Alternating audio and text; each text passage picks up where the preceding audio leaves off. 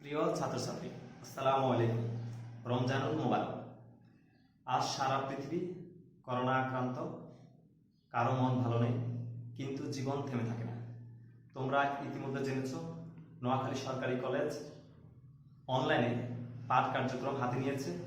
এই একটি মহতী উদ্যোগের অংশ হিসেবে আজ আমি তোমাদের রসায়ন দ্বিতীয় পত্রের প্রথম অধ্যায়ের পরিবেশ রসায়নের গ্যাস টপিকটি নিয়ে আলোচনা করব। আলোচনার শুরুতে আমরা দেখে নেব পাঠ অনুধাবন।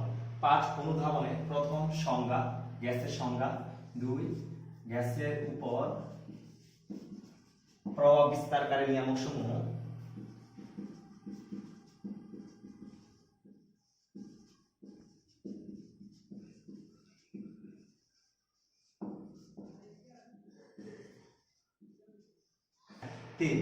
3 হচ্ছে গ্যাসের বৈশিষ্ট্য।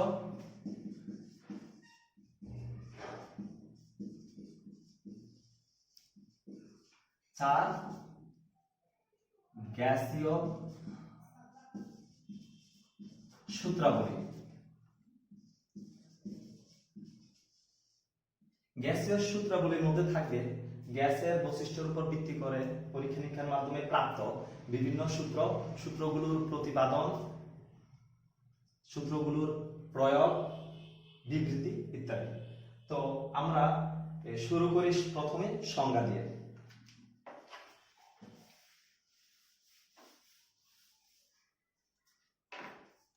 তোমরা জানো পদার্থ তিনটি অবস্থায় থাকে। এই তিনটি অবস্থার মধ্যে একটি অবস্থা হচ্ছে গ্যাসীয় অবস্থা। তাহলে গ্যাস হচ্ছে সাধারণ তাপমাত্রা ও চাপে পদার্থের গ্যাসীয় অবস্থা। অর্থাৎ সাধারণ তাপমাত্রা ও চাপে পদার্থের আন্তঃআণবিক আকর্ষণ শক্তির তুলনায় আন্তঃআণবিক দূরত্ব যদি অস্বাভাবিক বেশি হয়, তাহলে তাকে আমরা গ্যাস বলি। এটি একটি গ্যাস পদার্থের একটি ভৌত অবস্থা। এই ভৌত অবস্থা বলার কারণ হচ্ছে যে আমরা তাপ হ্রাস করে, চাপ বৃদ্ধি করে গ্যাসকে তরলে এবং তরল থেকে কঠিনে পরিণত করতে পারি। তাহলে গ্যাস প্রথম হচ্ছে পদার্থের একটি ভৌত অবস্থা। গ্যাস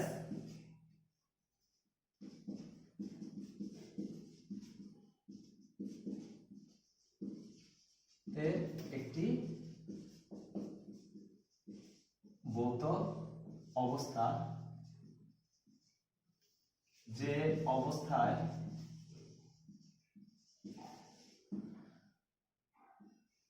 আন্তঃআণবিক আকর্ষণ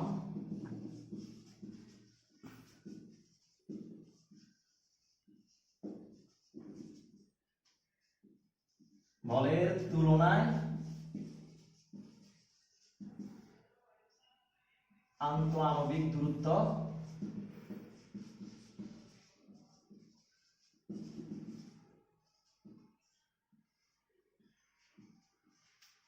খুবই বেশি থাকে।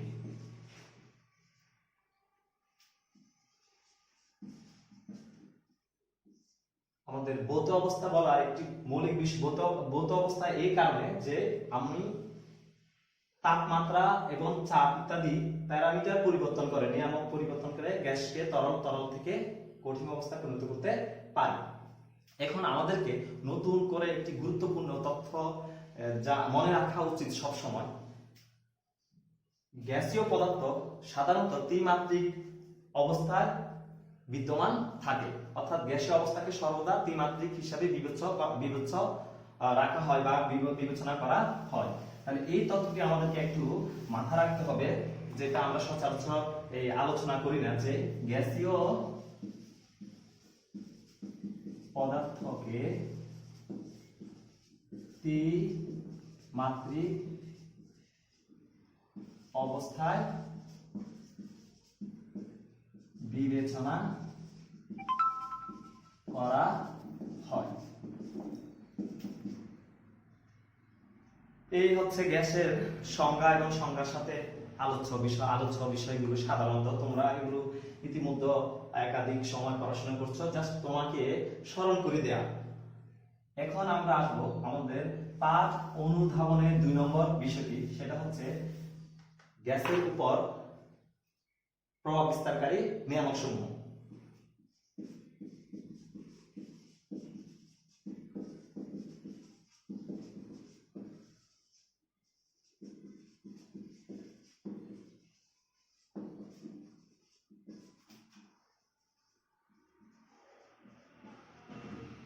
গ্যাসের উপর প্রভাব বিস্তারকারী নিয়ামক সমূহ তোমরা সবাই জানো যে গ্যাসের যেসব প্রভাবের প্রভাবে গ্যাসের আচরণ পরিবর্তন হয় সেগুলি হচ্ছে গ্যাসের উপর প্রভাব বিস্তারকারী নিয়ামক সমূহ, যেমন তাপমাত্রা, চাপ, আয়তন এবং মোল সংখ্যা। তাহলে গ্যাসের উপর প্রভাব বিস্তারকারী নিয়ামক হচ্ছে চারটি। এটা হচ্ছে তাপমাত্রা 1, তাপমাত্রা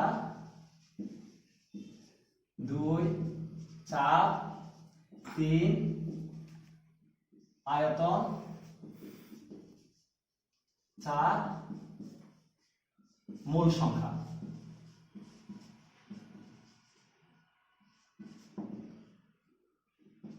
এখন আমরা এই বিষয়গুলো তোমরা ইতিমধ্যে বিভিন্ন সময় পড়াশোনা করেছো, জেনেছো।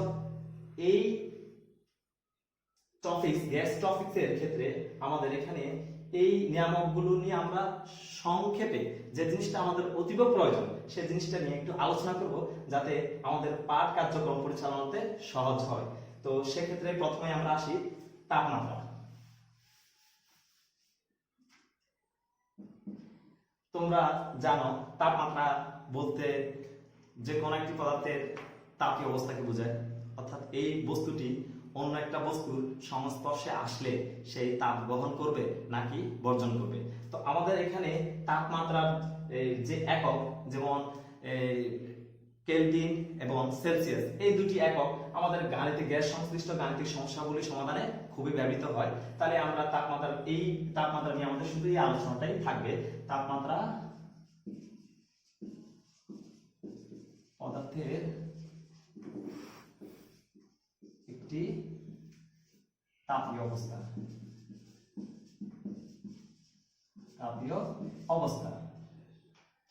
সাধারণত তাপমাত্রা একক হচ্ছে সেলসিয়াস এবং কেলভিন, যে দুটি একক আমরা আমাদের গ্যাস সংশ্লিষ্ট সমস্যা সমাধানে ব্যবহার করব।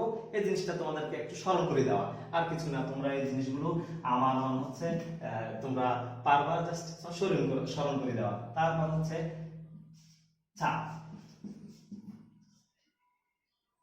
আমরা জানি একক ক্ষেত্রের উপর প্রযুক্ত বলকে চাপ বলে।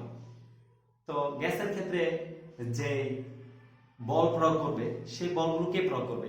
নিঃসন্দেহ গ্যাসের ক্ষেত্রে বল প্রয়োগ করবে গ্যাসের কণাসমূহ, গ্যাসীয় পদার্থের কণাসমূহ। তাহলে আমরা জানি গ্যাসীয় পদার্থ সাধারণত একটি নির্দিষ্ট আবদ্ধ পাত্রে অবস্থান করে, এবং যে পাত্রে অবস্থান করে সেই পাত্রের আকার এবং আকৃতি ধারণ করে। তাহলে আমাদেরকে একটা জিনিস সব সময় মনে রাখতে হবে, আমাদের সাধারণ ব্যক্তি জীবনের অভিজ্ঞতা থেকে আমরা চাপ বলতে বুঝি উপরের পৃষ্ঠে।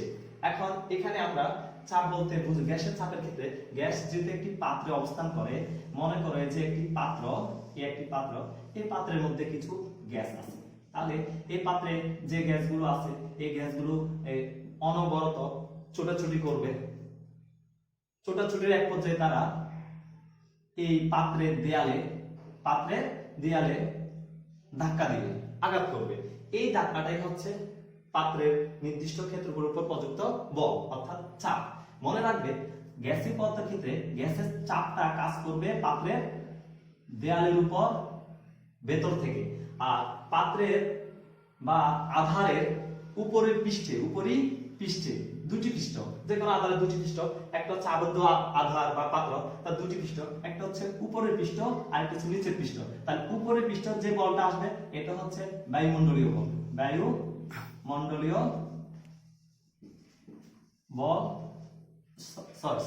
বায়ুমণ্ডলীয় চাপ। আর এখান থেকে যে বলটা প্রয়োগ করবে, ফলে এখান থেকে এই গ্যাসের এই ধাক্কায় গ্যাস কণা কর্তৃক প্রযুক্ত বলের প্রভাবে এখানে যে চাপ সৃষ্টি হবে সেটা হচ্ছে গ্যাসীয় চাপ।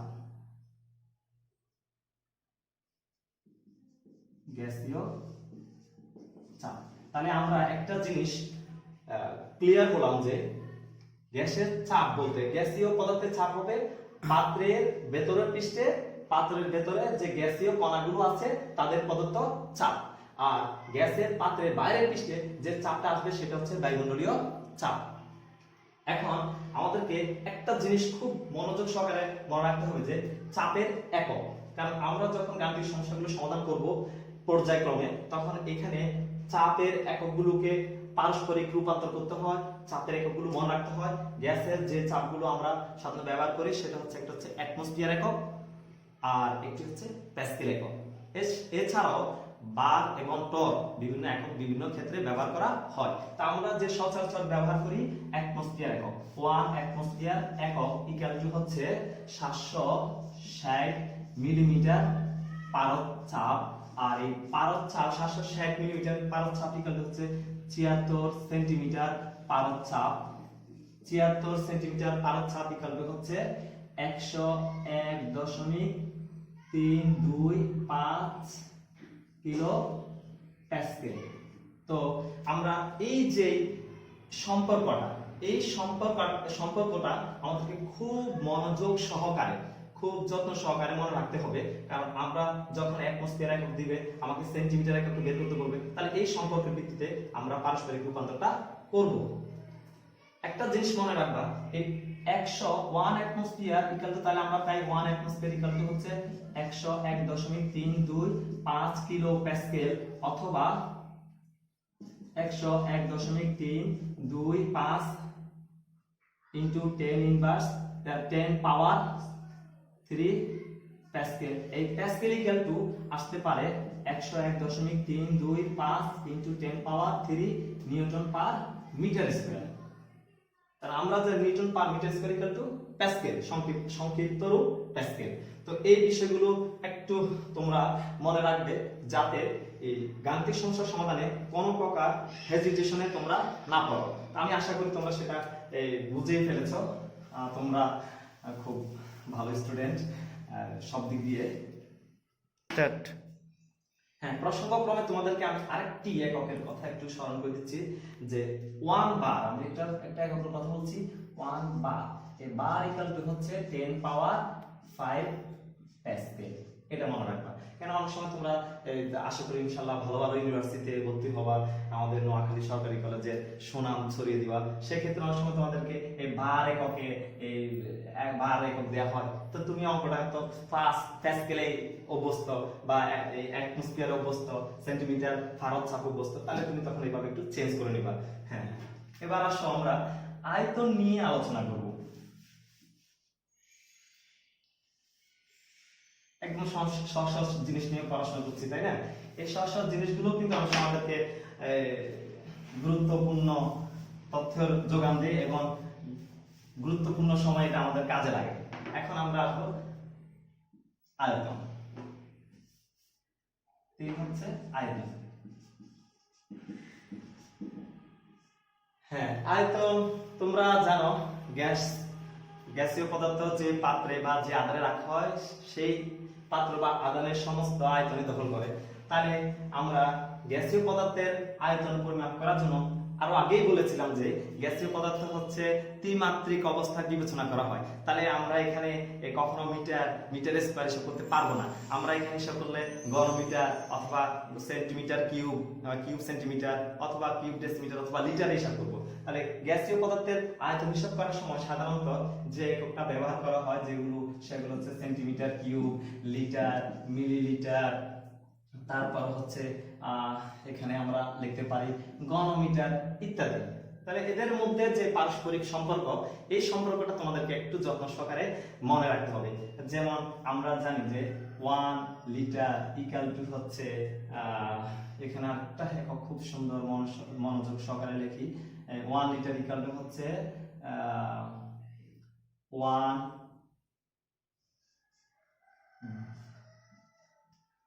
Cube decimetre, 1 cube decimetre. এই এককে আমাদের অনেক সময় প্রবলেমটা হয়। আবার 1 লিটার ইকুয়াল টু হচ্ছে 1000 মিলিলিটার, 1000 মিলিলিটার। আবার আমরা জানি 1 মিলিলিটার ইকুয়াল টু হচ্ছে 1 সেন্টিমিটার কিউব বা কিউব সেন্টিমিটার। তাহলে 1000 মিলিলিটার ইকুয়াল টু হবে 1000 সেন্টিমিটার কিউব। এটাকে আমরা বলবো 1000 সিসি, 1000 সিসি। আবার এই 1000 সিসি ইকুয়াল টু হবে আমাদের কত, 10 ইনভার্স 3 ঘন মিটার, 10 ইনভার্স 3 ঘনমিটার। তাহলে এই যে এককটা আমরা এখানে লিখলাম, এখান থেকে শুরু করে এই জিনিসটা তোমরা একটু নোট করে মনোযোগ সহকারে রেখে দিবা। এটা কারণ এই পারস্পরিক সম্পর্কের এই জায়গাতে আমাদের ইতিপূর্বে অভিজ্ঞতা থেকে দেখেছি যে তোমরা অনেক সময় একটি গাণিতিক সমস্যা খুব সুন্দর করে সমাধান করে আসছো, কিন্তু এই ধরনের এককের জায়গায় এসে ভুল করে তোমরা অঙ্কটা ভুল করে ফেলেছো, যেটা আসলে আমরা আশা করি না, তোমরাও আশা করো না। তাহলে একটু কেয়ারফুলি এগুলো খেয়াল করবা। এরপরে আমরা আরেকটি প্রভাবক নিয়ে আলোচনা করব, চতুর্থ প্রভাবক নিয়ামক। চতুর্থ নিয়ামক এখানে হচ্ছে মোল সংখ্যা। আমরা বলেছিলাম মোল সংখ্যা।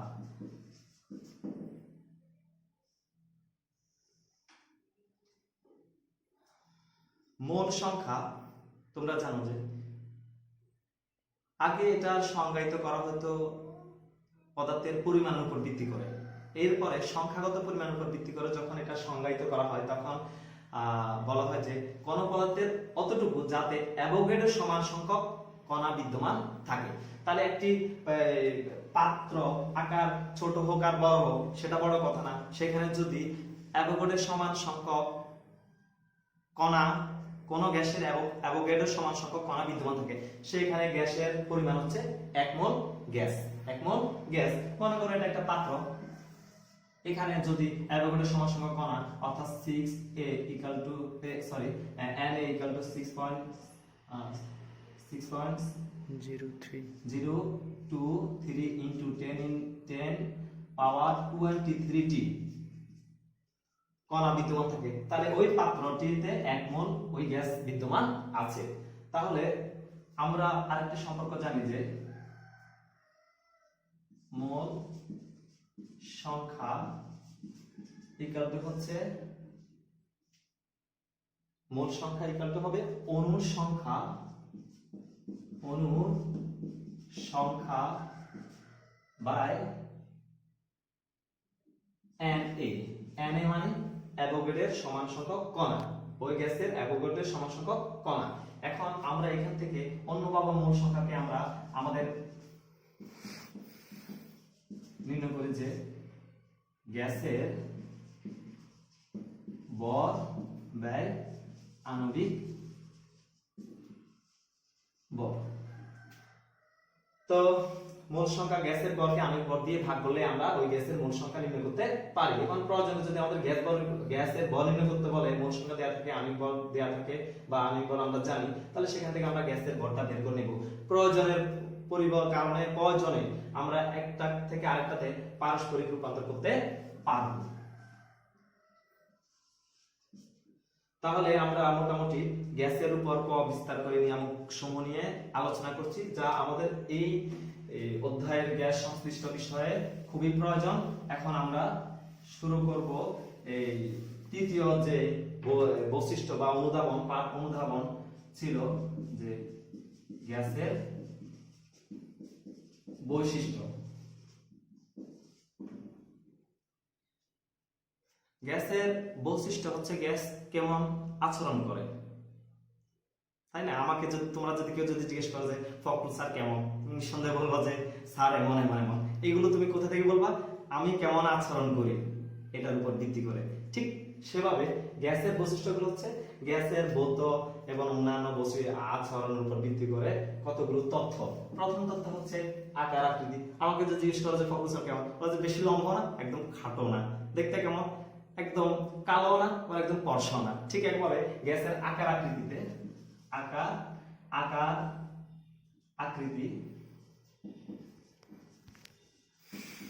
আকৃতির ক্ষেত্রে ফখরুল স্যার থেকে সম্পূর্ণ ভিন্ন। গ্যাসের কোন নির্দিষ্ট আকার কিংবা আকৃতি নেই, এটি যে পাত্রে রাখা হবে সেই পাত্রে নির্দিষ্ট আকার এবং আকৃতি ধারণ করবে। গ্যাসীয় পদার্থগুলো স্থিতিস্থাপক কতগুলো কণা দ্বারা গঠিত।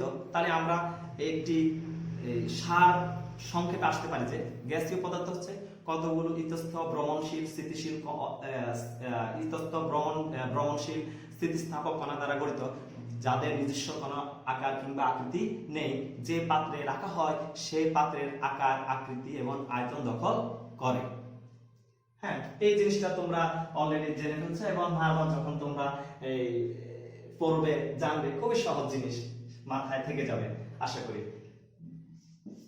2 নম্বর যেটা আসে সেটা হচ্ছে সংকোচনশীলতা এবং প্রসারণশীলতা। তোমরা জানো গ্যাসের সংজ্ঞাতে আমরা বলছি যে গ্যাসের অণুসমূহের আন্তঃআণবিক আকর্ষণ শক্তি খুবই কম, আন্তঃআণবিক দূরত্ব খুবই বেশি, তা সে খুবই বন্ধুত্বপূর্ণ আচরণ করে না। তো এই আন্তঃআণবিক আকর্ষণ শক্তি খুবই কম এবং আন্তঃআণবিক দূরত্ব খুবই বেশি হওয়ার কারণে তাদের সংকোচনশীলতা যেমন খুবই বেশি, প্রসারণশীলতা খুবই বেশি। অর্থাৎ তুমি সহজে গ্যাস যে পাতে রাখা হবে পুরো পাতা দখল করবে, কারণ যেহেতু কোনো আন্তঃআণবিক আকর্ষণ শক্তি খুবই নগণ্য, আবার আন্তঃআণবিক দূরত্ব খুব বেশি হওয়ার কারণে সেখানে অনেক ফাঁকা থাকে, সুনির্দিষ্ট চাপ প্রয়োগ করলে সেটি আবার কাছাকাছি চলে আসে, অর্থাৎ সংকোচনশীল হয়। তো এটা হচ্ছে সংকোচনশীলতা।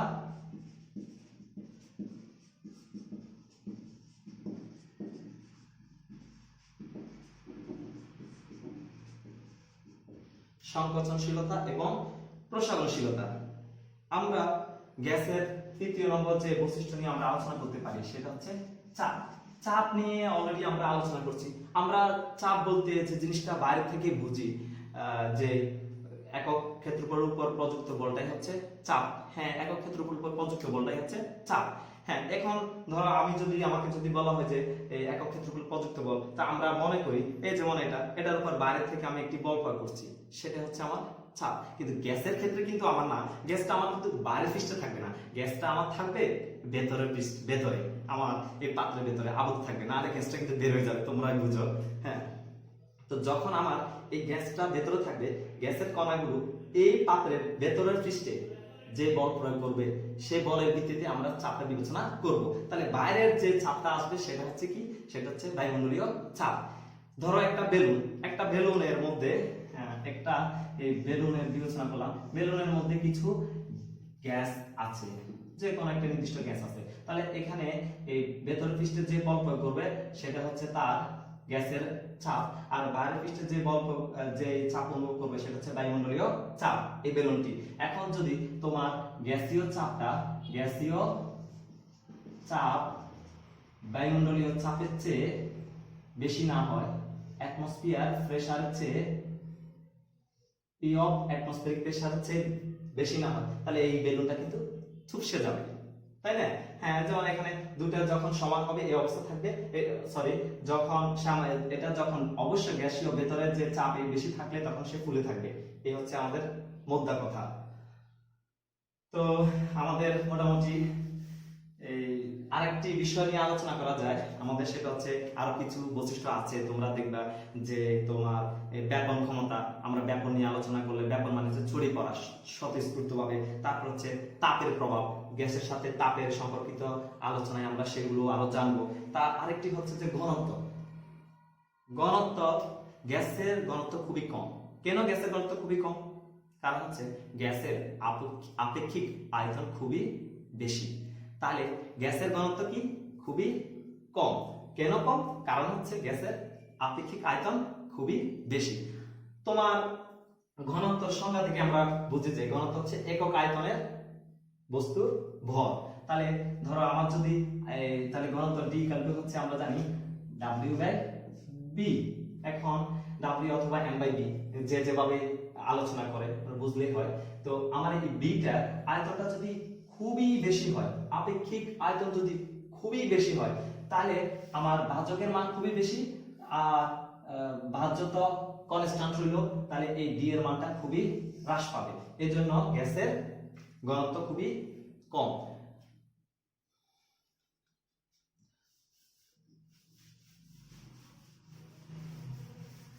তো আমরা যে পাঠ অনুধাবনের 3টা বিষয় মোটামুটি আলোচনা করে ফেলেছি। একটা হচ্ছে গ্যাসের সংজ্ঞা, একটি হচ্ছে গ্যাসের উপর প্রভাব বিস্তার করে নিয়ামক সমূহ, আর একটা হচ্ছে গ্যাসের বৈশিষ্ট্য। গ্যাসের বৈশিষ্ট্য তোমরা আরো যখন গ্যাস নিয়ে আরো আলোচনা করব, আমরা যখন প্রত্যেকটা সংশ্লিষ্ট সূত্রগুলো নিয়ে আলোচনা করব, সূত্রগুলো আলোচনা করলে যদি তোমাদেরকে আমি একটা পাঠ দিই, যে হোমওয়ার্ক দিই, অথবা তোমাদেরকে যদি জিজ্ঞেস করি যে গ্যাস সম্পর্কে বলো, তখন তোমরা এই সূত্রগুলো থেকে সারসংক্ষেপ বের করে আমার থেকেও চমৎকার করে সাজিয়ে নিতে পারবো যে গ্যাসের বৈশিষ্ট্য। এখন আমরা আসবো গ্যাসের সূত্রসমূহ। গ্যাসীয়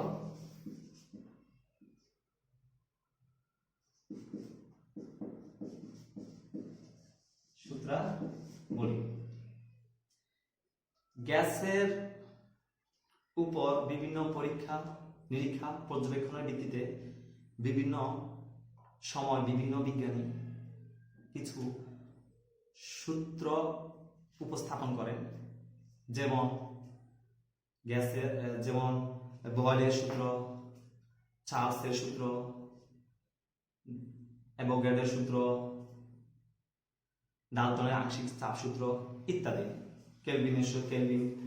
তো আমরা ধারাবাহিকভাবে আমাদের যেহেতু আমাদের একটি প্রক্রিয়া শুরু হয়ে গেছে কলেজে, তা আমরা ইনশাল্লাহ ধারাবাহিকভাবে এই প্রক্রিয়াগুলো চলবে, আমরা আরো ক্লাস নেব।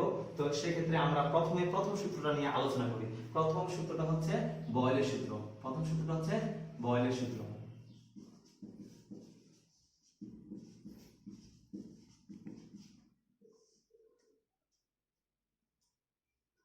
স্থির তাপমাত্রায় নির্দিষ্ট বলের কোনো গ্যাসের উপর চাপ প্রয়োগ করলে তার আয়তনের কিরূপ পরিবর্তন হয়, এই সম্পর্কিত আলোচনাটাই হচ্ছে বয়েলের সূত্রের মূল কথা। অর্থাৎ আমার একটা জিনিস সবসময় মাথায় রাখবা যে তাপমাত্রা স্থির থাকবে, নির্দিষ্ট বলের কোনো গ্যাসের উপর চাপের পরিবর্তন করলে তখন তার আয়তনের পরিবর্তন সম্পর্কিত যে সম্পর্ক, সেটাই হচ্ছে বলের সূত্র। তাহলে আসো বয়েলের সূত্রের বিবৃতি। বয়েলের সূত্রের বিবৃতিতে আমরা আসব স্থির তাপমাত্রায় নির্দিষ্ট বলের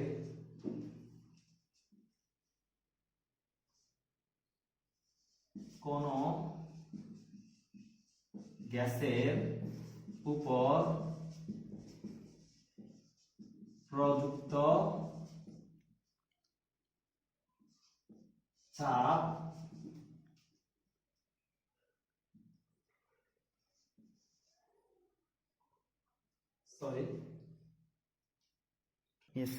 আমরা বিবৃতিতে আসি। তাহলে আমরা প্রথমে লিখি বিবৃতি। বিবৃতিটা কি, যে স্থির তাপমাত্রাটা কি থাকবে, ফিক্সড থাকবে, স্থির থাকবে। স্থির তাপমাত্রা নির্দিষ্ট বল, এটাও নির্দিষ্ট থাকবে, মানে ধ্রুবক থাকবে, অপরিবর্তন থাকবে। নির্দিষ্ট বলের কোন গ্যাসের উপর গ্যাসের আয়তন প্রযুক্ত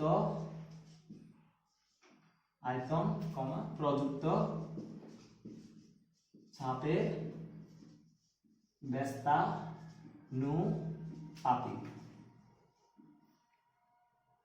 তাহলে আমাদের বিবৃতিটা হচ্ছে স্থির তাপমাত্রায় নির্দিষ্ট বলের কোন গ্যাসের আয়তন প্রযুক্ত চাপের ব্যস্তানুপাতিক। তোমরা তো জানো ব্যস্তানুপাতিক মানে হচ্ছে বিপরীত অনুপাত। বিপরীত অনুপাত অনেকটা যে ছেলে পেলেদেরকে বাপ মায়ের শাসন মতো, যদি একটু শাসন কম করে বেশি এলোমেলো থাকে, আবার একটু শাসন বেশি করে অনেক সময় আইনের দিকে অনেক সময় নিয়ম কানুন অনুসরণ করে। এজন্য ক্লাসে আমরা মাঝে মাঝে তোমাদেরকে একটু শাসন করি আর কি, বুঝছো? তো বিবৃতি হচ্ছে স্থির তাপমাত্রা নির্দিষ্ট করে কোনো গ্যাসের আয়তন প্রযুক্ত চাপের ব্যস্তানুপাতিক। অর্থাৎ আমি যদি প্রযুক্ত চাপটা বাড়াই তাহলে আয়তন কমবে, আর প্রযুক্ত চাপ কমালে আয়তন বাড়বে। তাহলে এই ব্যাখ্যাটা হচ্ছে কি, ব্যাখ্যাটা হচ্ছে তাপমাত্রা যখন স্থির থাকবে নির্দিষ্ট করে কোনো গ্যাসের ক্ষেত্রে চাপ বাড়ালে আয়তন কমবে, চাপ কমালে আয়তন বাড়বে। জাস্ট এই মৌলিক বিষয়টা, চাপ বাড়ালে আয়তন কমবে, চাপ কমালে আয়তন বাড়বে। তোমরা এই বুঝছো। এখন আমরা একটু গাণিতিক ব্যাখ্যাতে যাব, বুঝছো?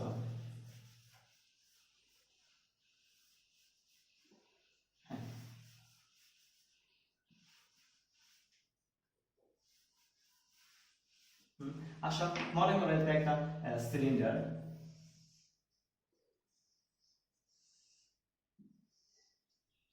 তা এখানে আমার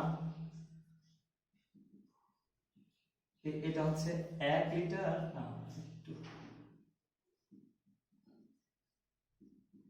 এটা হচ্ছে 1 লিটার আর এতটুকু হচ্ছে 2 লিটার।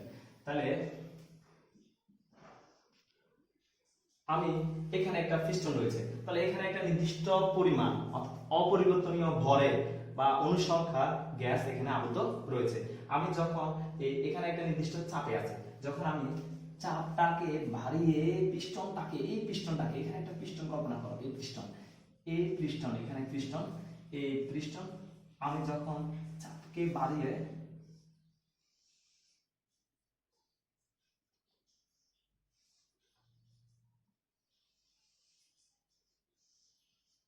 বাড়িয়ে এই পিস্টনটা এখানে যে আমি যে ডট দিলাম এটা একটা কাল্পনিক অংশ, এই হচ্ছে আমার এই 1 লিটার, এটা হচ্ছে 2 লিটার, পুরোটা 2 লিটার। তাহলে আমি যখন এই পিস্টনটাকে চাপটাকে বাড়িয়ে পিস্টনটাকে 1 লিটারের দাগে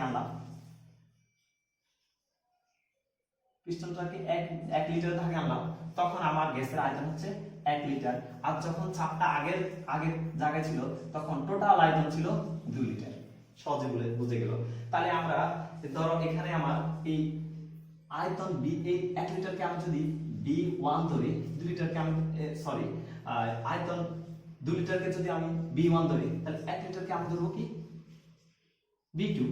আবার এখানে যে চাপ, এই যে প্রথম যে এই জায়গাতে যে চাপ সেটাকে আমি যদি P1 ধরি, তাহলে এইখানে যে পিস্টনের চাপ সেটাকে ধরবো P2। সুন্দর। তাহলে আমরা এই বয়লের সূত্র থেকে পাই স্থির তাপমাত্রায়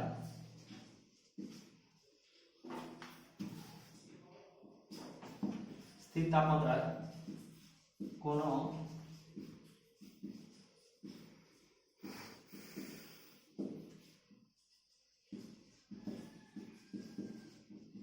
গ্যাসের নির্দিষ্ট ভরের গ্যাসের স্থির তাপমাত্রায় কোন নির্দিষ্ট ভরের গ্যাসের উপর প্রযুক্ত চাপ P এবং আয়তন B হলে বয়লের সূত্র অনুসারে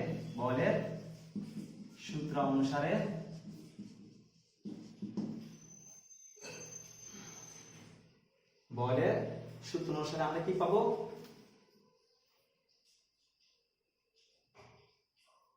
B সমানুপাতিক 1/T, অর্থাৎ B হচ্ছে P এর ব্যস্তানুপাতিক।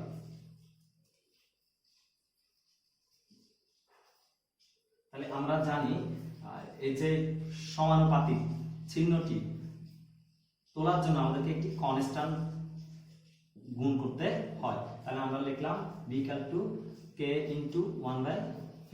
তাহলে আমরা এখানে সাধারণ গুণ PB হচ্ছে K।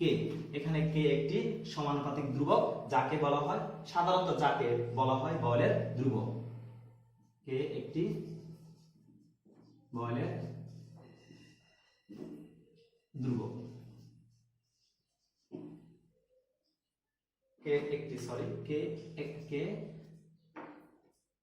K হচ্ছে বয়লের ধ্রুবক। তো এটা হচ্ছে বয়লের সূত্রের গাণিতিক ফর্মুলা। এটা হচ্ছে গাণিতিক ফর্মুলা। তোমরা এই জিনিসটা জানো। এখন আমরা এই সম্পর্কটা নিয়ে একটু আলোচনা করব। এটা একটু মুছি।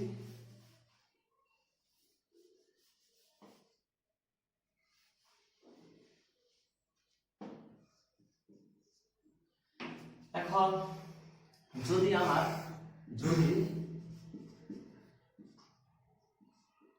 চাপ P1 হতে P2 হলে আয়তনের পরিবর্তন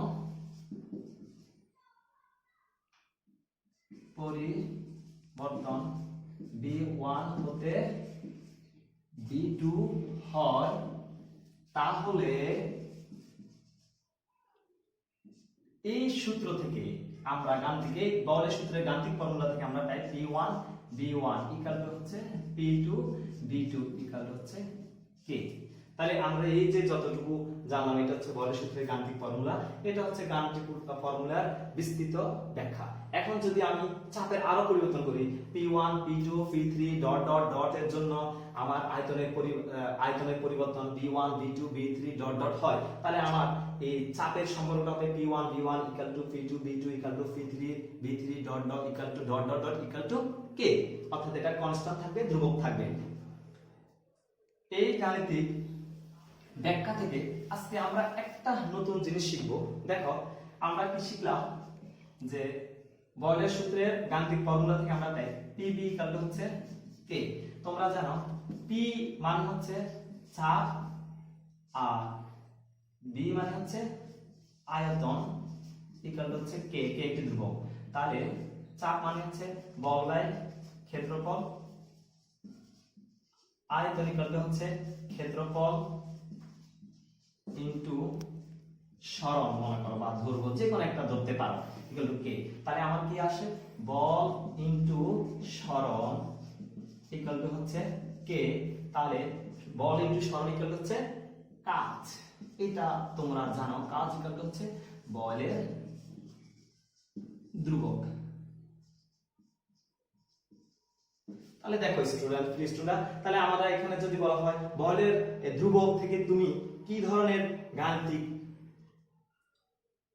অভিজ্ঞতা অর্জন করবা বা কি ধরনের অনুধাবন লাভ করবা, সেই জিনিসটা হচ্ছে যে তুমি যদি চাপ প্রয়োগ করো তাহলে আয়তনের পরিবর্তন হবে, তাহলে চাপ প্রয়োগের ফলে আয়তনের পরিবর্তন জনিত যে কাজ পাবা সেটা হচ্ছে বলের ধ্রুবক। তাহলে চাপ পরিবর্তনের ফলে গ্যাসীয় পদার্থের উপর নির্দিষ্ট তাপমাত্রায় চাপ পরিবর্তনের ফলে আয়তন পরিবর্তন জনিত যে কাজটা পাওয়া যাবে সেটা হচ্ছে বলের ধ্রুবক। এই জিনিসটা তোমরা নিজেদের মতো করে সাজিয়ে নিতে পারবা যে কি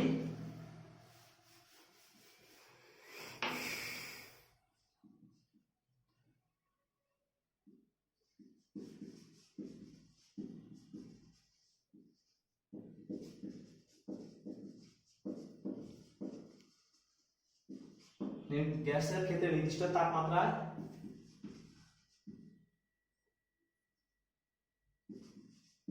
প্রযুক্ত বলের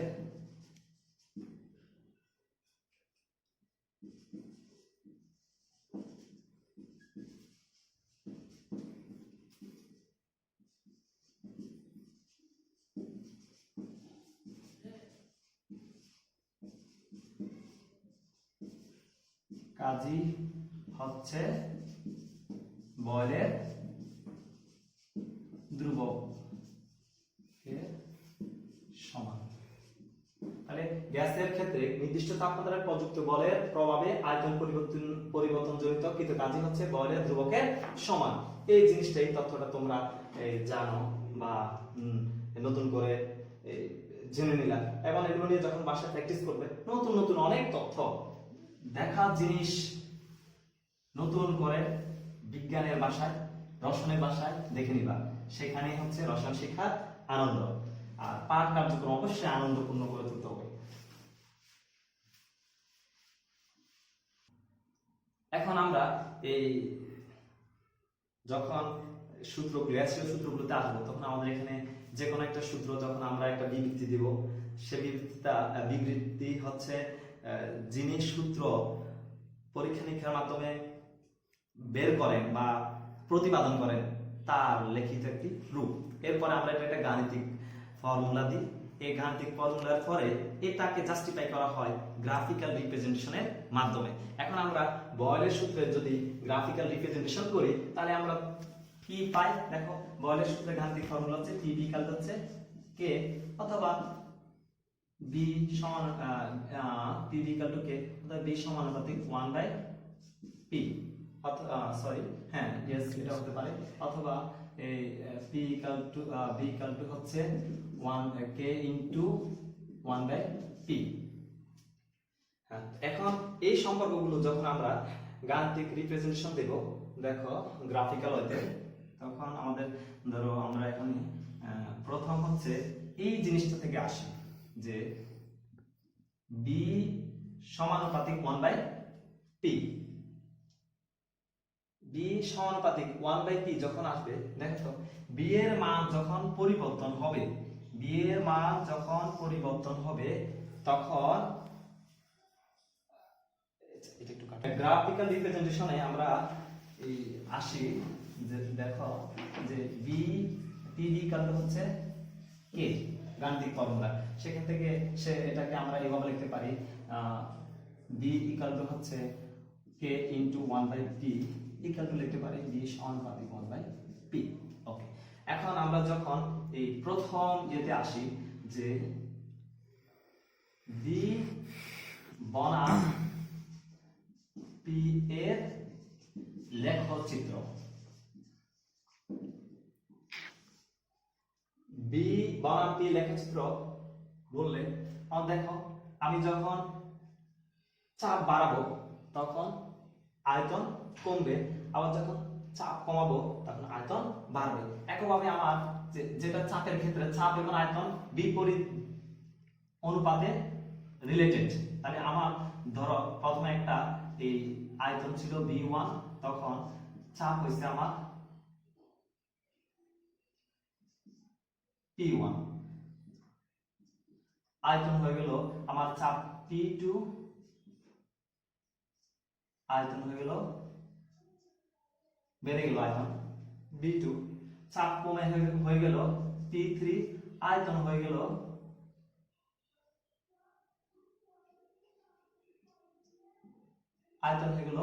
b3। এখন এই বিন্দুগুলো যদি আমরা এখানে এই সম্পর্কিত করি, এই বিন্দুর জন্য হচ্ছে এটা, তাহলে আমরা এখানে কি পাই? হ্যাঁ, তা আমার এই বিন্দুটার জন্য হচ্ছে p2 চাপ,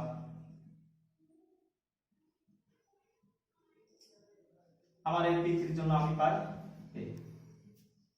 এখন যদি আমি এখানে সম্পর্ক করি, বিন্দুগুলো শীর্ষবিন্দুগুলো যোগ করি, এই মোটামুটি এরকম একটি গ্রাফ পাবো। দেখো তোমরা দেখে বুঝতেছো যে আমি যখন b বনাম p লেখচিত্র আঁকবো তখন এইরকম একটি গ্রাফ পাবো, যে গ্রাফটি আকৃতি হচ্ছে অধিবৃত্ত আকার, অধিবৃত্ত আকার। তোমাকে তাহলে এখানে আমরা এই b বনাম p যে লেখচিত্রগুলো পাবো সেই লেখচিত্রগুলো হবে অধিবৃত্ত আকার। এখন দেখো এই অধিবৃত্ত আকার, এখানে আমার কিন্তু একটা জিনিস সর্বদা মাথায় রাখতে হবে যে আমার এখানে তাপমাত্রাটা স্থির, এটা একটি স্থির তাপমাত্রার গ্রাফ, স্থির তাপমাত্রার গ্রাফ। এখন তাপমাত্রা ধরো তাপমাত্রা আমি 30 ডিগ্রি সেলসিয়াস তাপমাত্রায় এই পরীক্ষাটা করলাম, এটা 30 ডিগ্রি সেলসিয়াস তাপমাত্রা করলাম। এখন আমি যদি তাপমাত্রাটাকে ফিক্সড রেখে চাপ পরিবর্তন করি, তখন P1 P2 P3 চাপের জন্য B1 B2 B3 আয়তন আসবে, তখন আমি এই গ্রাফিক্যাল রিপ্রেজেন্টেশনটা পাবো। ঠিক একইভাবে যখন আমি তাপমাত্রাটাকে আরেকটু চেঞ্জ করব, মনে করো 40 ডিগ্রি সেলসিয়াস করলাম, তখন এখানে 40 ডিগ্রি সেলসিয়াসে স্থির রাখবো, 40 ডিগ্রি সেলসিয়াসে স্থির রাখবো, তখন এরকম আরেকটি গ্রাফিক্যাল রিপ্রেজেন্টেশন আমি পাবো। একইভাবে আমি যখন তাপমাত্রাকে আরো পরিবর্তন করব, মনে করো আমি এটাকে 50 ডিগ্রি সেলসিয়াস নিলাম, তখন এখানে আরেকটি গ্রাফিক্যাল রিপ্রেজেন্টেশন পাবো। তাহলে ভিন্ন ভিন্ন তাপমাত্রায় পরীক্ষা করলে আমি ভিন্ন ভিন্ন দৈর্ঘ্যের বা এই অধিবৃত্ত আকার লেখ পাবো। তাহলে এটাকে আমি T1 ধরলাম, এখানে T2 ধরলাম, এখানে T3 ধরলাম, তাহলে T1 হচ্ছে T2 বড়, T2 থেকে T3 আরো বড়। এই যে T2 থেকে T1 থেকে T2 বড়, T2 থেকে T3 বড়, এই যে সম্পর্ক, এটা নিয়েও আমরা ফার্দার পরবর্তী ক্লাসে আলোচনা করব। এখন একদম প্রশ্ন থাকলে সে অপেক্ষায় থাকো পরবর্তী ক্লাসের জন্য।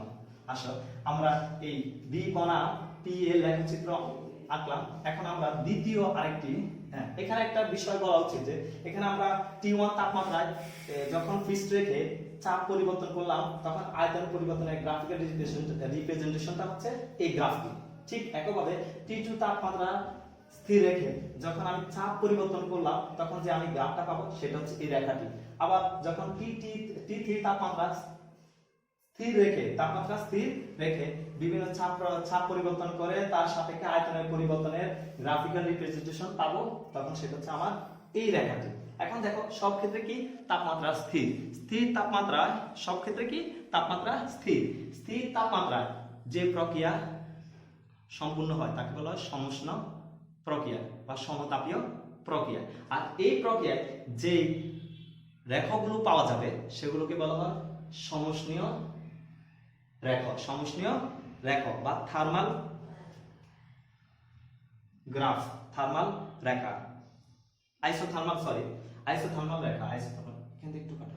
স্থির তাপমাত্রায় যে প্রক্রিয়া সম্পূর্ণ হয় সেটাকে বলা হয় সমতাপীয় প্রক্রিয়া। আর সমতাপীয় প্রক্রিয়া তোমরা দেখতে পাচ্ছ এখানে যে আমার T1 T2 T3 রেখায় যে আমার এই গ্রাফগুলো পেলাম, অধিবৃত্তীয় আকারে যে গ্রাফগুলো, এগুলো সবগুলো হচ্ছে সমতাপীয় প্রক্রিয়া। তাহলে সমতাপীয় রেখা প্রক্রিয়ায় যে গ্রাফ রেখাগুলো আমরা পাবো,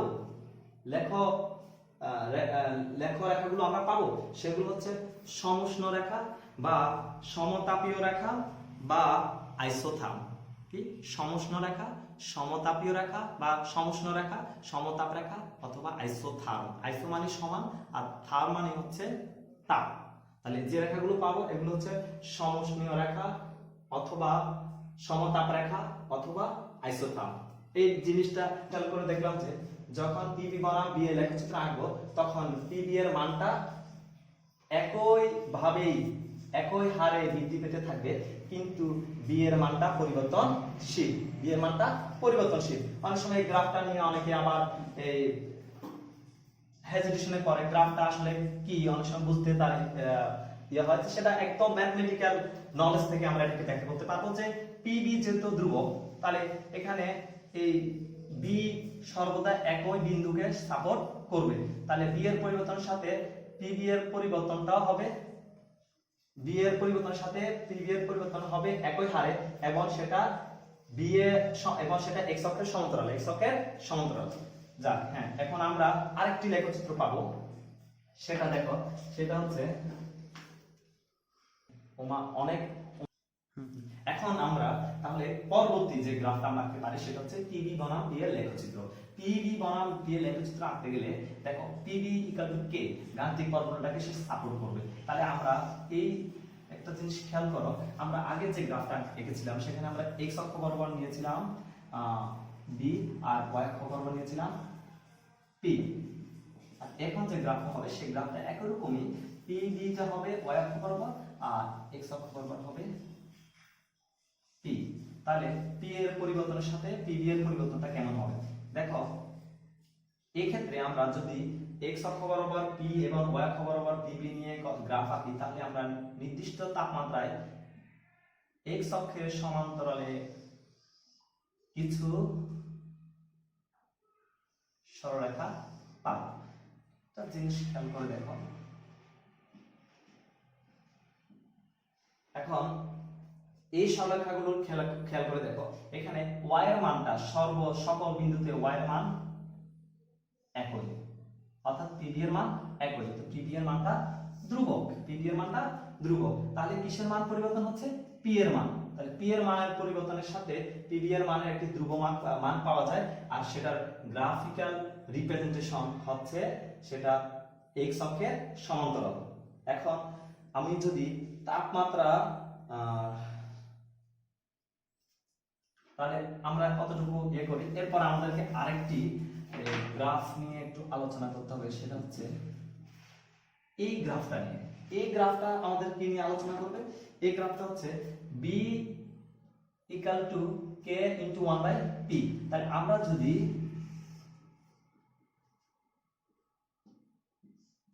b এর সাপেক্ষে 1/p এর গ্রাফ নেই, তাহলে আমরা কতগুলো দেখো এখান থেকে তুমি ইজিলি হিসাব করতে পারবা। এই যে এই y ইকুয়াল টু mx, এটি হচ্ছে এই সমীকরণটাকে যদি তুমি y ইকুয়াল টু mx সরলরেখার সমীকরণের সাথে তুলনা করো, তাহলে সেটা হবে তুমি কতগুলো মূল বিন্দুগামী সরলরেখা পাবা, যেখানে x হচ্ছে 1/p আর y হচ্ছে b। তাহলে আমরা y ইকুয়াল টু mx সমীকরণ পেলে আমরা কিছু কতগুলো মূল বিন্দুগামী কতগুলো সরলরেখা পাবো। তাহলে T1 T2 T3 T1 T2 T3 এবং আমরা এখানে এই T1 T2 T3 এর জন্য আলাদা আলাদা মূল বিন্দুগামী কতগুলো সরলরেখা পাবো। তোমাদেরকে একটা কথা স্মরণ করে দিই, আমরা যখন প্রথমে একটি গ্রাফ এঁকেছিলাম মনে আছে তোমাদের, সেই গ্রাফটা ছিল P বনাম B। সেই গ্রাফটা আমরা এখান থেকে শুরু করেছি, মনে রাখবা। এই গ্রাফটা যখন এই বিন্দুতে ছেদ করবে তখন তো আমার এখানে এই বিন্দুতে P এর মান কত থাকবে? 0। তাহলে 0 হলে আমার তো এখানে এই মানটাই আসবে না। তখন আমি সাধারণত চাপ যখন 0 চাপের জন্য আমার আয়তনের কোনো পরিবর্তন হবে না, আয়তনের কোনো পরিবর্তন হবে না। তাহলে কখনো এই গ্রাফটা আঁকার ক্ষেত্রে তুমি সবসময় কেয়ারফুল থাকবা যাতে এই বিন্দুটা এই রেখাটা একটা নির্দিষ্ট পাক রেখে শুরু করবে, কারণ এখানে নির্দিষ্ট একটা চাপের পরিবর্তন জন্য এখান থেকে একটা শুরু হবে, চাপ 0 থাকতে তো পারবে না। এই তো আমরা এই তিনটা গ্রাফিক্যাল রিপ্রেজেন্টেশন পেয়েছি। এখন তোমাকে যদি পরীক্ষা বলা হয় যে এই নিচের কোন গ্রাফটি ভুল, তোমাদের তখন তোমরা এই তিনটা গ্রাফ যখন তোমাদের মাথায় থাকবে তাহলে এই তিনটা গ্রাফের বাইরে যে গ্রাফটা আসবে সেই গ্রাফটা থাকবে ভুল। অনেক সময় বিভিন্ন ভর্তি পরীক্ষায় বা কলেজের পরীক্ষায় আমাদের এই কোশ্চেনটা থাকে যে নিচের কোন গ্রাফটি ভুল বা কোনটি সঠিক নয়। হ্যাঁ, তাহলে এই তিনটা গ্রাফ যখন তোমরা আঁকবা, বুঝে আঁকবা, তখন ওই অন্যটি তোমরা সহজে বুঝতে পারবা যে কোনটা ভুল। তো আমরা এরপরে যে সূত্রটা শিখলাম বলের, তার গাণিতিক ফর্মুলা থেকে কিছু গাণিতিক সমস্যা সমাধান করতে চেষ্টা করব। প্রথমে খুব সহজ একটি গাণিতিক সমস্যা যদি আমরা আসি, তাহলে ধরো স্থির তাপমাত্রায় একটা সমাধান, একটি গাণিতিক সমস্যা। স্থির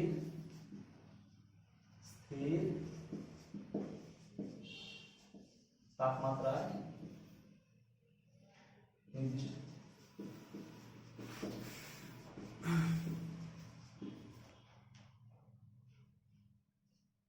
নির্দিষ্ট ভরের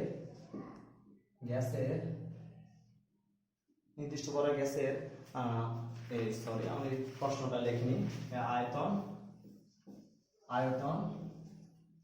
540 মিলিলিটার থেকে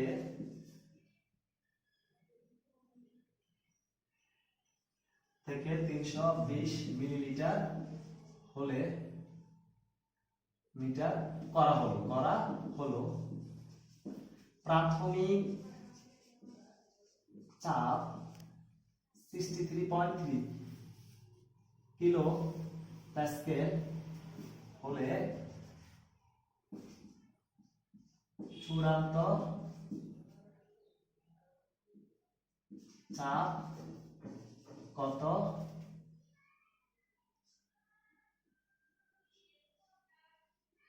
অ্যাটমসফিয়ার হবে? দেখো, তাহলে আমরা এখানে সমাধানে যদি আসি, একদম আমাদের পাঠ আলোচনা স্বাভাবিক সহজ গাণিতিক সমস্যা। আমাদের এখন হচ্ছে যে হিসাব করে ফেলতে হবে যে প্রাথমিক চাপ আর প্রাথমিক আয়তন কত। তাহলে এখানে হচ্ছে প্রাথমিক চাপ P1 = 540 ml, প্রাথমিক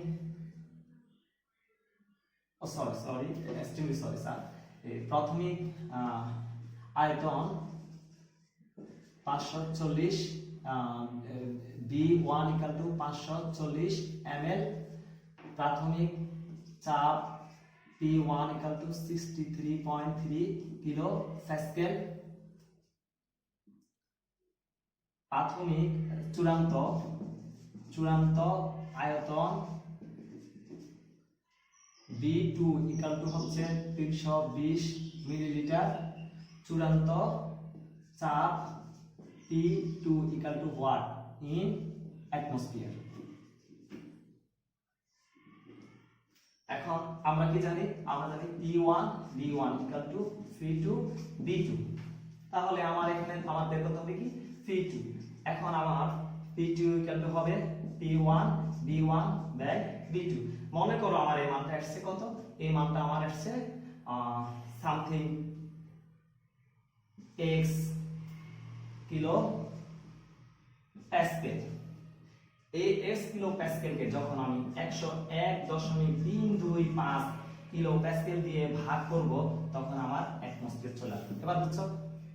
এই মানে তোমার এখানে তুমি যখন এই উপাত্তগুলো এখানে বসানোর পর তোমার সে মনে করো যে এই x মান আসলো কিলো প্যাসকেল, সেটাকে এখন আমার কিন্তু প্রথমে প্যাসকেল দেওয়া আছে, কিন্তু এরপরে আমার প্রশ্ন চাওয়া হয়েছে অ্যাটমসফিয়ারে। তাহলে আমি প্যাসকেল এবং অ্যাটমসফিয়ারের এককের মধ্যে সম্পর্ক অনুসারে আমি এখানে ভাগ করে অ্যাটমসফিয়ার এককে মানটা পেয়ে যাব। এই ধরনের ছোটখাটো অনেক প্রশ্ন আছে, তোমাদের বিশ্লেষণ পরীক্ষা আসে বা জানার জন্য প্রয়োগের জন্য খুবই গুরুত্ব, তোমরা একটু শিখে নিবা এটাকে ফলো করে। তারপরে আমরা আরেকটি গাণিতিক সমস্যায় অংশগ্রহণ করি।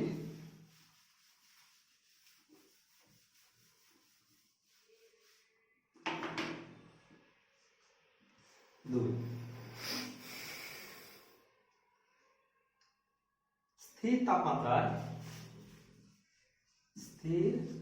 তাপমাত্রায়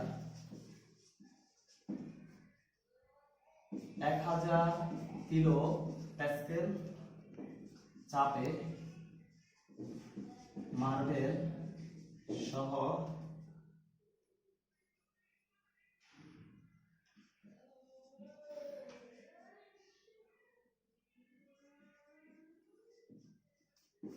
গ্যাসের আয়তন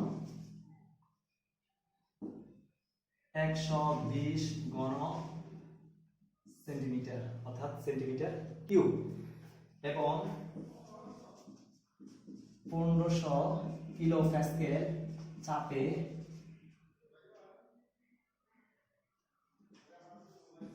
মার্বেল সহ ওই গ্যাসের আয়তন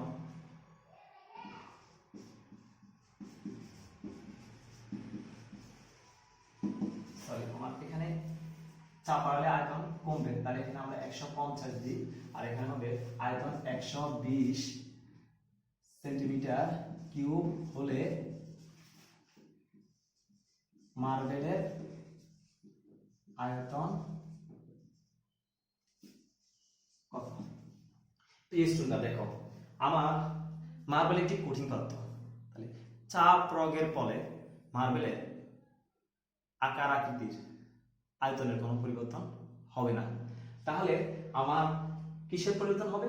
মার্বেল সহ যে গ্যাস আছে শুধু গ্যাসের আয়তনের পরিবর্তন হবে। তাহলে আমরা সমাধান করতে গিয়ে ধরি সমাধান হচ্ছে ধরি মার্বেলের আয়তন x সেন্টিমিটার কিউব। তাহলে প্রাথমিক ক্ষেত্রে মার্বেল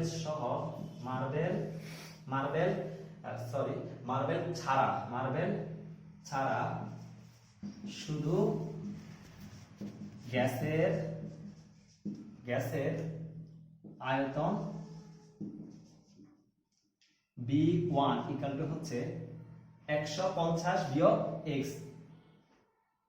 B1 ইকুয়াল টু 150 বিয়োগ x ঘন সেন্টিমিটার এই। অর্থাৎ আমি যখন মার্বেল সহ গ্যাস থেকে মার্বেলের আয়তনটা বাদ দিব তখন শুধু গ্যাসের আয়তনটা থাকবে। সহজ জিনিস একদম।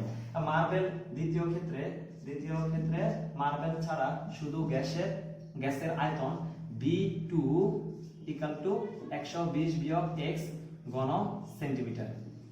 তাহলে প্রাথমিক চাপ P1 ইকুয়াল টু হচ্ছে 1000 কিলো প্যাসকেল। চূড়ান্ত চাপ P2 ইকুয়াল টু হচ্ছে 1500 কিলো প্যাসকেল। এখন আসো আমরা এই গাণিতিক সমস্যা সমাধানের দিকে এগিয়ে যাই। তাহলে এই জিনিসটা আমরা এখন আবার মুছতেছি, বুঝছো?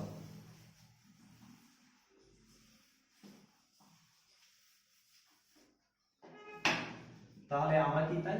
আমরা জানি বা আমরা পাই P1 v1 equal to p2 v2।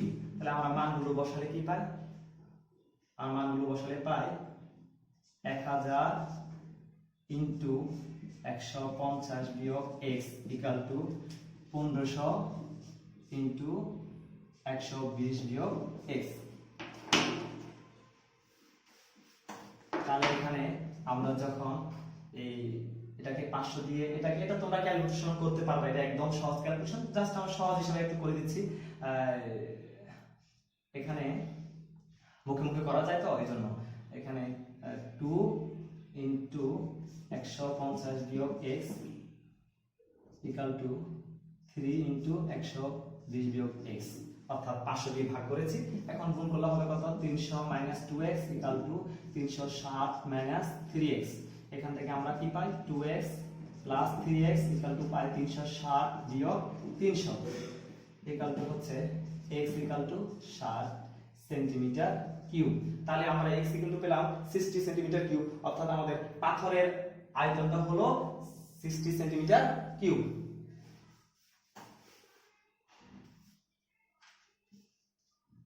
অতএব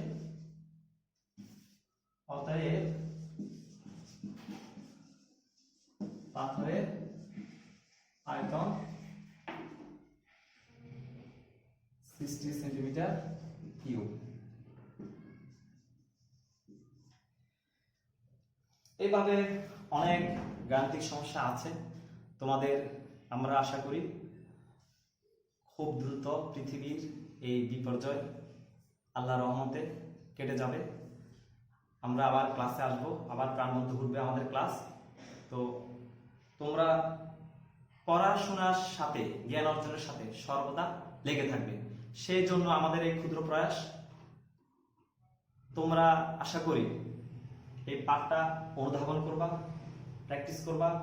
প্র্যাকটিস করতে গিয়ে তোমরা আরো অনেক নতুন তথ্য জানবা, তোমরা সমৃদ্ধশীল হবা, নিজেরা সমৃদ্ধশীল হয়ে জাতিকে সমৃদ্ধশীল করবে, এই আশা ব্যক্ত করছি।